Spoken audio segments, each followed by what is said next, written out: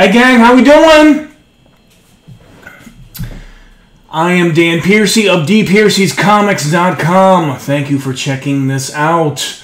Like and thumbs up and spread the word about this video. So hey, it's August 1st, but I still have July books to talk about, so here we go. But the title of the show is Comics and Beer, so we're going to talk about beer first. Get that under our belts. Under our belts, shall we? Yeah. Okay, so what is funny about this week is I had wanted to do this beer called Space Food. It's got some nice retro can art here, but look what happened. Oh, look what happened. I actually only got one can of this, and my wife got a hold of it. She said it was awesome, though. Can't be mad at the wife. What are you going to do? She drank that beer, so hopefully I can get another can for another day. Another day. Another day! If I can talk right. Okay, so I had a backup plan, and the backup plan is this beer called Combat Spandex. Look at that. We got a little Hulk Hogan Iron Sheik action with the camel clutch. I'm not usually the biggest fan of like this art that's been done. Looks like it's been done by like eight-year-olds, but the likeness is there, and it was done digitally and transferred to the can, so I can respect the craft. And this is from a local brewery, Combat Spandex, called Hoof-Hearted Brewing. Hoof-Hearted? Who farted, y'all? So it's a fart joke. Combat Spandex is a sour triple India pale ale with mango, kiwi, vanilla, and milk sugar added. Milk sugar added, y'all. This is 11.4% ABV. Woo! It's kind of a lot.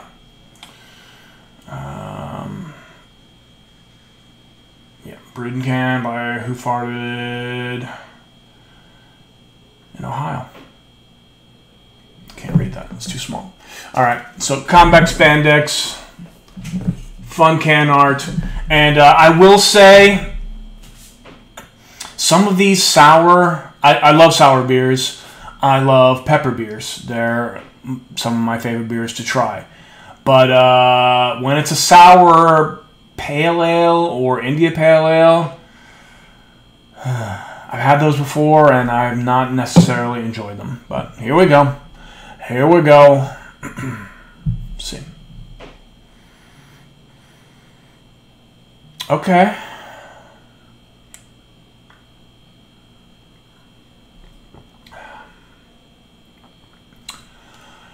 Yeah. This is a potpourri of flavors.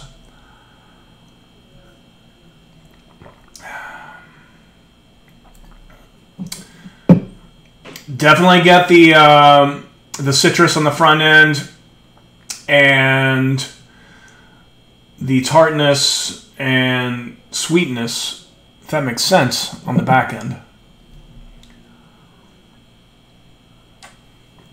Oh my, oh my, oh my. Wow.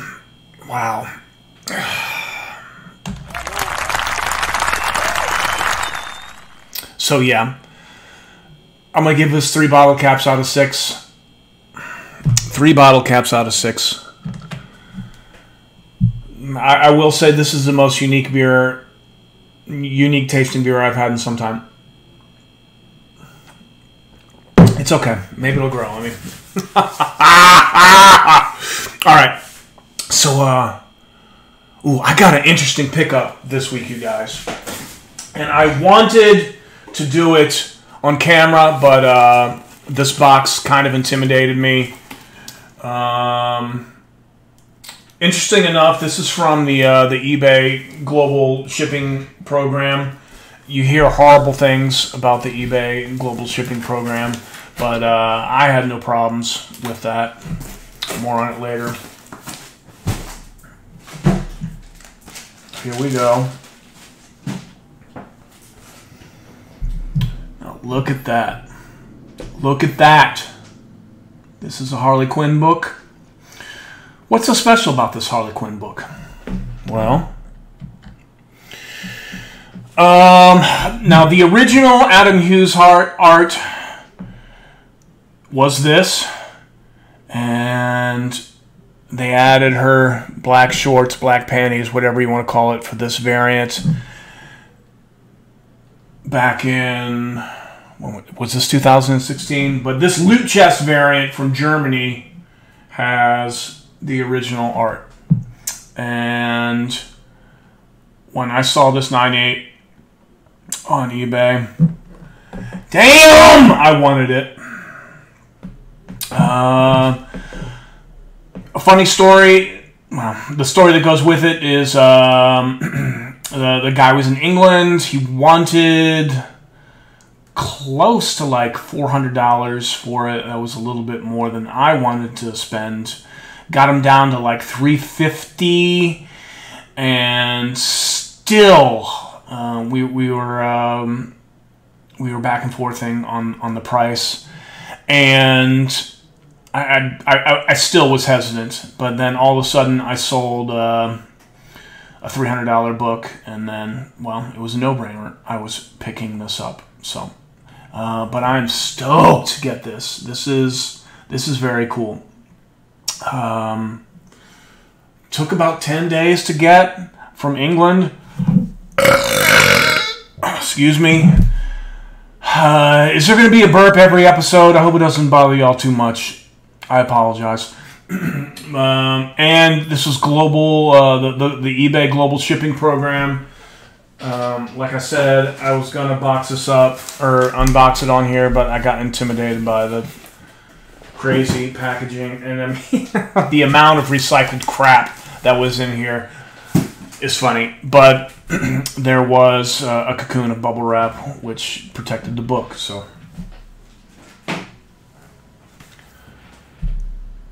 but I'm loving this. Love it.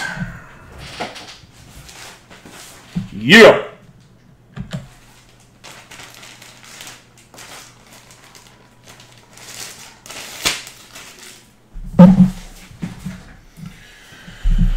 All right. Ready to talk about some books? This week's books? I'm ready. Are you ready? I'm ready. Yeah! Now, I actually... did y'all get this? Hedra from Image Comics? Magazine size. No dialogue, just pictures. I actually went into an LCS to pick up Pulp by Brubaker Phillips. Didn't have it. They said they sold 25 copies of that in 2 hours. Impressive. So I picked up this. This was good. It reminded me of some issues of Jeff Lemire's Trillium. I had to read it twice to get the full gist of it. And it actually kind of... well, in this vein... I think the best book I've read is the new X-Men 121 from Grant Morrison, Frank Quitely, where Jean Grey is, well, she's doing a silent psychic rescue, as the graphic says. Yeah. But that was another issue that has 0 dialogue, and it was quite awesome. My first exposure to a book like that from like 2006. Yeah.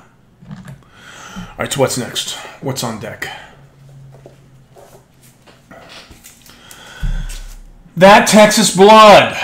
Folks are losing their mind over this. I think it's good. I don't like it as much as others. I like this issue, number 2, better than the first one. I don't know. I don't mean to be like, oh my God, you've never read an indie book before? But that's what it's like. Folks are like, oh my God, it's so good! Okay, it is good. You read crime, noir books before? Leave it at that. That Texas Blood. It's good. Thumbs up from the D-Man. Yeah!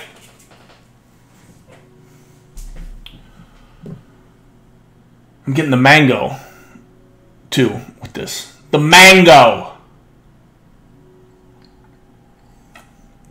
You heard the Dango Warrior? The Mango Warrior!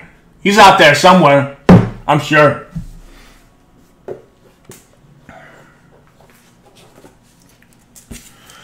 Dead Body Road. Good book.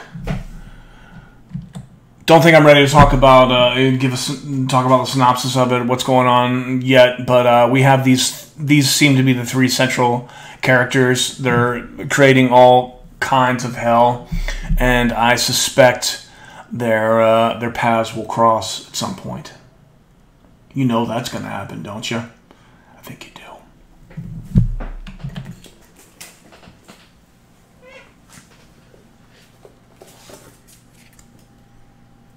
P.L. Wonder Woman 759. Look at that Jim Lee cover. Gorgeous, isn't it? It is gorgeous. So the new creative team for this was substantially. It was hyped, but they teased a new character. Was it Liar? I wouldn't call that a first appearance, but maybe I need to read it again. I don't know. This A cover, which I'm not that fond of, has actually seen some heat on the second market. I think it's because so many people went for the B cover, and there created some scarcity on the A. Let's see. Take a look at some of the art. It was a good issue. It didn't blow my mind or anything, but DC does a good job with Wonder Woman. So that's a panel from one of the interiors. That's one of the character designs from a 1 McKeel Janine. There's an accent mark over the eye. Other art he's done, Harley Quinn breaking glass and Supergirl being super. So, it was a good issue. It was a good issue. I've actually, some groups I'm in, folks said disdainful things about the author Mariko Tamaki. Is that how you say that? But this issue was fine, y'all. I enjoyed it. I did.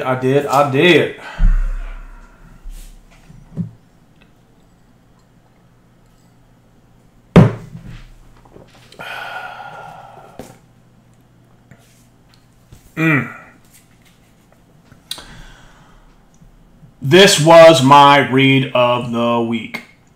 And this seemed to fly under the radar. Lost Soldiers.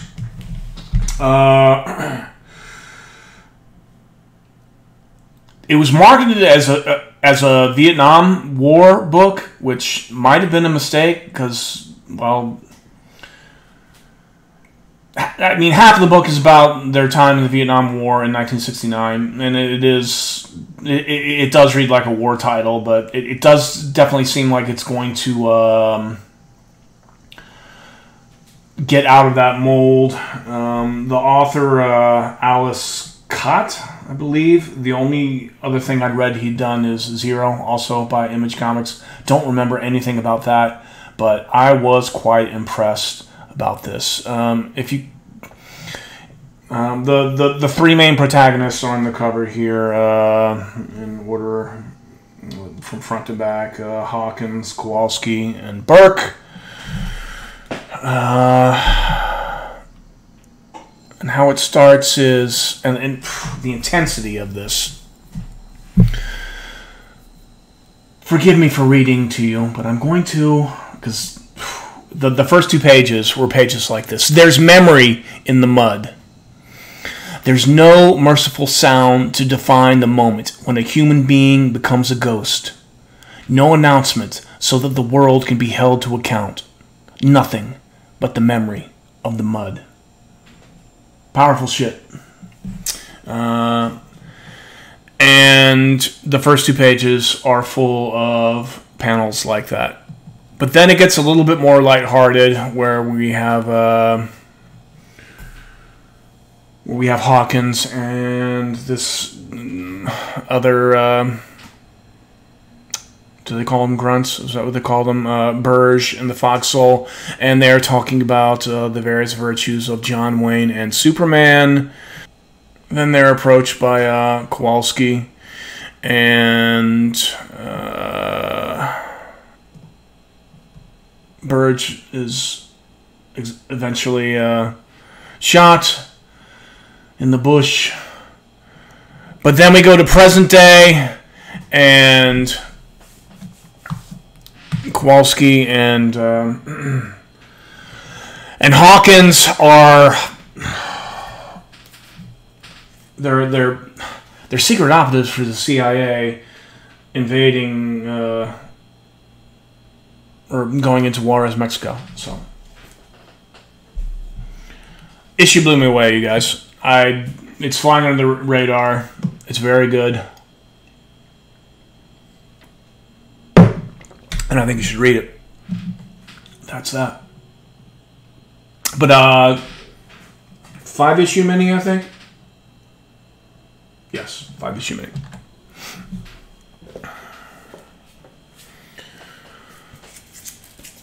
Okay, Batman, Superman, number 10. I think I'm dropping this. The art, it totally took me out of the story. Like, Superman has this, like, I almost did panels of it. It's like, why does Superman have the high forehead of a 45-year-old man? Is Superman losing his hair or something? But the way Batman Superman has gone is like they do these intense multiverse stories. With they just finished the first 5 issues finished with the Batman Who Laughs. And then they do this goofy, like, 1970s, lighthearted stuff like they do 1970s, reminiscent of, like, the 1970s. And if it's funny, it's funny, but this is a drop for me. It's a drop for me. What do you want from me? What do you want from me?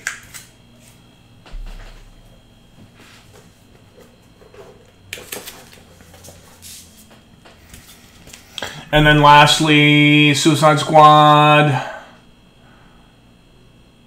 lot of people have been digging this. I think it's good. Just good, not great. Just good, not great.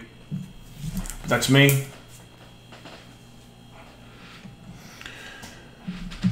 And that's all I got for this week. If you've tuned in, thank you. Hope to see you next time. Cue the outro. Cue the outro!